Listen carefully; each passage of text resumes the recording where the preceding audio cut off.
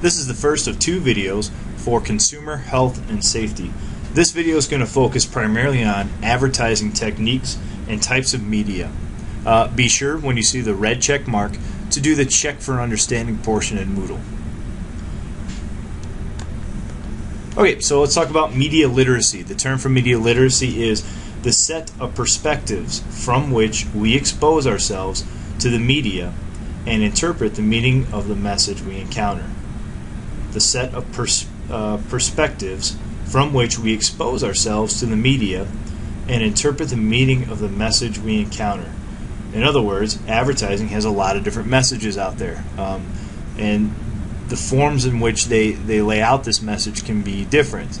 It can be something you see on TV, you hear music, see on a billboard, see on the internet, see at a concert, something along those lines. Understanding media literacy is understanding how we are perceiving these items. So for example, advertisers are very good at using different techniques to get you interested in their products. Being aware of what they're doing would be an understanding of media literacy. There's several general types of media: radio, television, music, the internet. You might even hear contests. Maybe you hear them on the radio. The next caller wins whatever.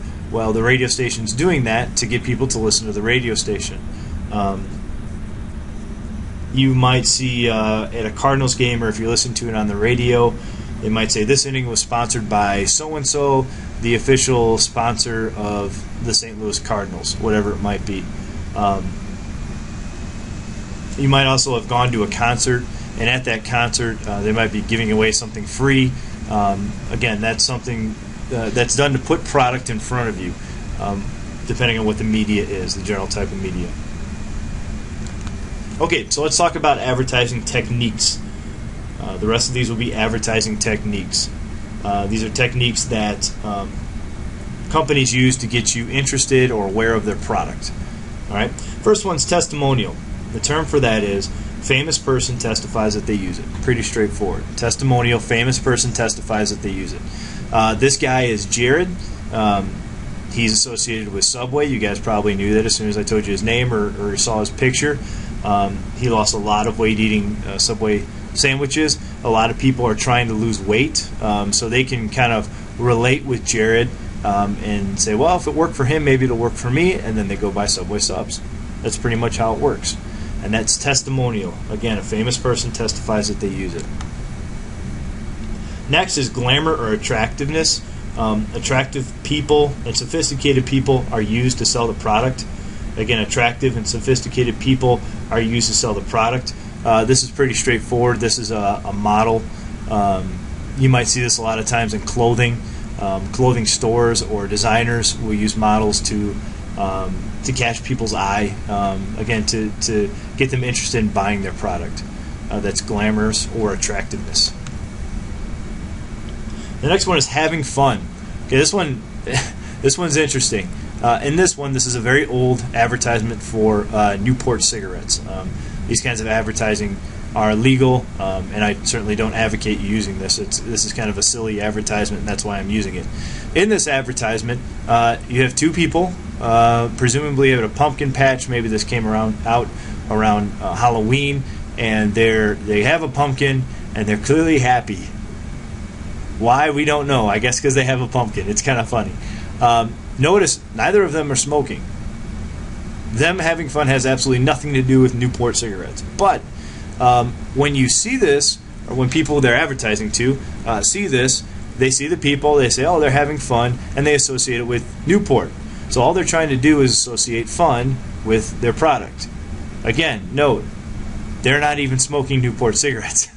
So really what they're doing has nothing to do with the product. Again, this is an advertising technique, and it's having fun, and it's the term definition is people in the ad are having a really good time.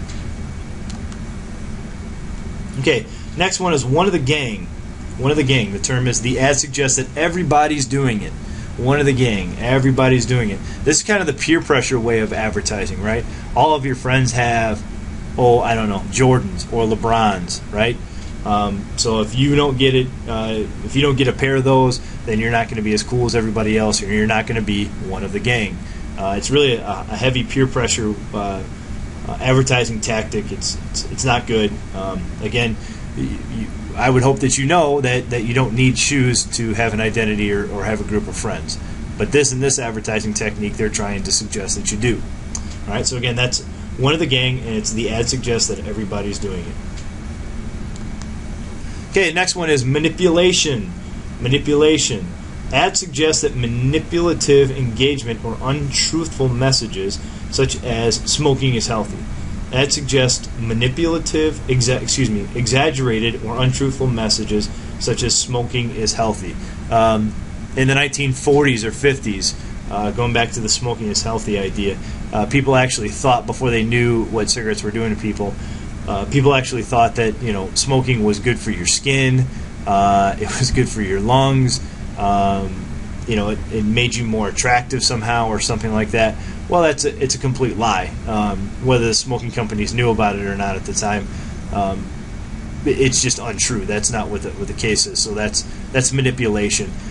You hear this a lot of times too with some of the diet pills where they say take this and this will happen and it'll be healthy for you, so on and so forth, and then they say at the end of it, this product is not meant to treat or actually do anything. It's all manipulation. The infomercial, this is a big one, right? The Bowflex. They have a bunch of people who are using it, and it looks like it's the next amazing thing, and you buy it and you use it for a week and it sits in your basement, right? That's manipulation. It's another advertising technique. The next one's humor. This one's kind of a more neutral way to go. This is I'm sure you guys, if you watch the Super Bowl, the Doritos commercials seem to every year be the most popular ones, and they always deal with humor. This is, in this case, if I'm not mistaken, this was a dad who wanted some Doritos, and his daughter said, if you play dress up with me, then you can have some Doritos. And sure enough, here's a picture of him playing dress up, right? So it's humor, just using humor, using funny situations, whatever it may be, to get you focused on the product. And Doritos does a really good job of that with the Super Bowl ads. The next one is role model or opinion leader. Role model or opinion leader. And the term is, the ad uses a cool person to promote the product. If you want to be like me, you'll also use it. I remember when I was growing up, Nike used Charles Barkley. There was a big push with Jordan and a bunch of other athletes who were celebrities. They were kind of using this role model idea, right? Michael Jordan was the best basketball player during that time. And the suggestion was, if you go out and buy Jordans, that obviously you wouldn't play like Michael, but people wanted to be like Michael. So they would kind of follow that role model or whatever it is. Well, Charles Barkley got into a lot of trouble. I don't know if you guys know much about Charles Barkley, but he's had some legal problems, and he's kind of a bad boy of basketball, if you will. And one of the things that Nike used was, he came on and he said, "I'm not a role model," which is kind of the complete converse, because then people saw his rebelliousness and liked him for that reason. Again, role model or opinion leader. It's kind of funny how that turns on its head. But again, the ad uses a cool person to promote the product. If you want to be like me, you'll use it. That's role model or opinion leader. Contests or special promotions. I don't know if you guys watch Wheel of Fortune, but Wheel of Fortune does this all the time. They have weeks where they're advertising things for vacation spots or Disney or something along those lines. Again, the contest, you might win whatever the prize is, but in the process, the company gets to advertise their product quite a bit. So the term for this is contest or special promotion. The ad features a contest or promotion in relation to the product. Pretty straightforward, right? You can win something, but the company gets to put their product out. Another one that's really good at this is The Price is Right. And I might actually have used that one. That's probably the best example of this, where you've got everything they do is advertising, and it's a contest. All right, next one is graphics or cartoon characters. They're using different graphics to grab your attention. So the term is, the ad uses graphics to encourage viewers in what is being advertised. The ad uses graphics to encourage viewers in what is being advertised. In this case, cartoon characters. And I chose to use one from cereal boxes because you guys have always probably had some cereal related to one of these characters. This is a very popular thing that cereals do. They get a character that kids like cartoons. Kids kind of hook into cartoon characters, and the hope is that they'll buy Lucky Charms or Captain Crunch or whatever it is. Notice it's got nothing to do with how the cereal actually tastes, if it's good for you or not. It's just, hey, Lucky Charms is cool because there's a guy trying to get Lucky Charms. I don't know, whatever it is, but it works. People buy it. The next one is music or jingle. Music or jingle. The ad uses music, current music, and popular music and songs from the past. If you've ever listened to the radio, you have heard probably at some point a jingle. I will refrain from giving any examples because the purpose of a jingle is to get that jingle stuck in your head, and if you hear it, it gets stuck in your head. So I'm not going to give you an example, but I think you guys understand the concept behind it. So again, the ad uses music, current music, popular songs from the past to advertise their product. All right, the next one's heartstrings, right? Heartstrings.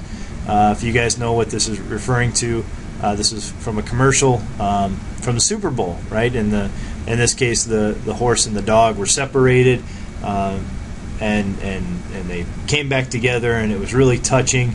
Then it pulled at your heartstrings. Okay, so again, heartstrings, they make you feel emotional. The goal is to make you feel emotional about the product. Again, the dog and the horse had nothing to do with the product.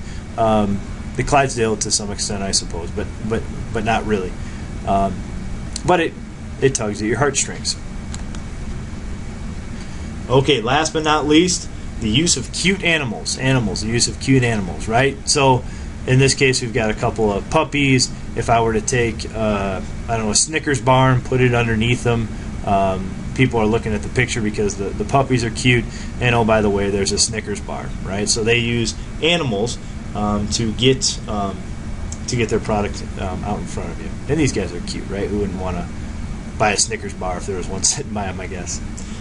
Okay, last term, just understanding the general concept of advertising to teenagers. And the main way that people use advertising to teenagers and to middle school age youth are humor, right? It makes sense. They use role models, and the use of role models is very prevalent because a lot of times teenagers are figuring out their identity and doing that, and if they give them an identity to kind of aspire to or to like, it's more likely they're going to buy their products. Again, reference the Jordans or the LeBrons, I guess, or Durant's in today's days. Animal characters, cute animals. It's popular to everybody. It cuts across all the different ages. And popular music. People know that teenagers' music is a big part of their life. And they really resonate with it. So if you can connect that music with a product, it's more likely that you're going to buy it. Okay, so this is the end of part 1. Make sure that you're following along. Go ahead and go to part 2 and make sure that you're doing checking for understanding.